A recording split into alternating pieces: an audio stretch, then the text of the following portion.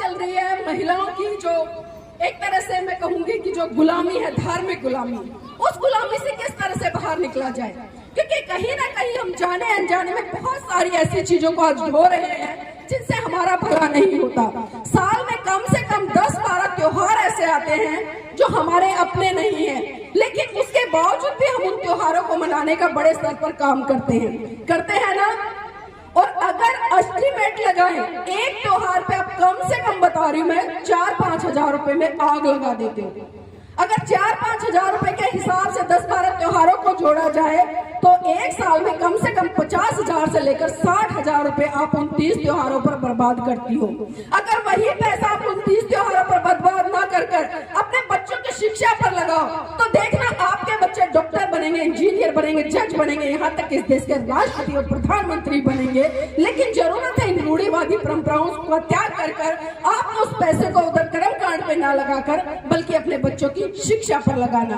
क्योंकि शिक्षा शेरनी का वो दूध है जिसे जो जितना पिएगा उतना दहाड़ेगा। क्योंकि शिक्षा हमें सवाल करना सिखाती है, शिक्षा हमें आंख में आंख डालकर बात करना सिखाती है, शिक्षा हमें कॉन्फिडेंस सिखाती है, शिक्षा हमें तमाम नॉलेज सिखाती है। शिक्षा से हम जब चाहे, जैसे चाहे, जिसके सामने खड़े होकर बड़ी दबंगता से अपनी बात रख सकते हैं।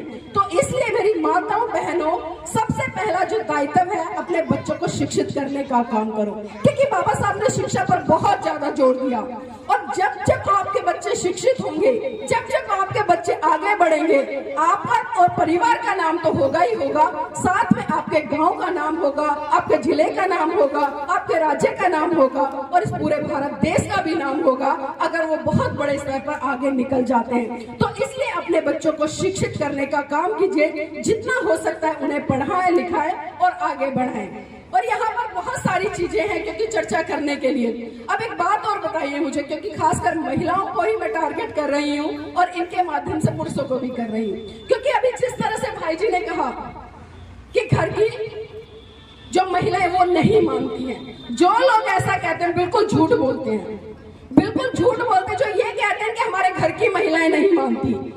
जिस दिन आप लोगों ने कार्यक्रमों में, खासकर इस तरह के जो कार्यक्रम होते हैं, आपके सामाजिक कार्यक्रम, आपके धार्मिक कार्यक्रम, वहां पर अपने घर की महिलाओं को ले जाना शुरू कर दिया ना, तो आपको समझाने की जरूरत नहीं पड़ेगी।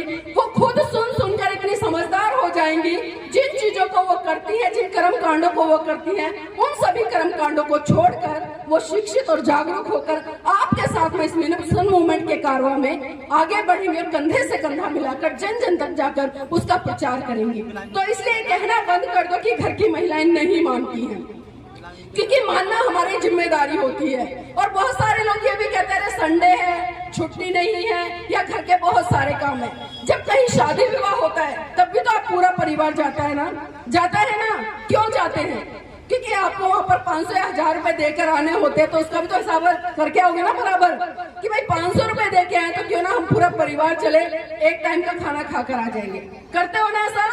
तो जब आप शादी विवाह में पूरे परिवार को ले जा सकते हो तो क्या मिशन मूवमेंट के कार्यक्रमों में नहीं ले जा सकते? जिस दिन आपने अपने घर की बहन बेटियों को इस तरह के कार्यक्रमों में ले जाना शुरू कर दिया ना, बहुत बड़े स्तर पर बदलाव आ जाएगा।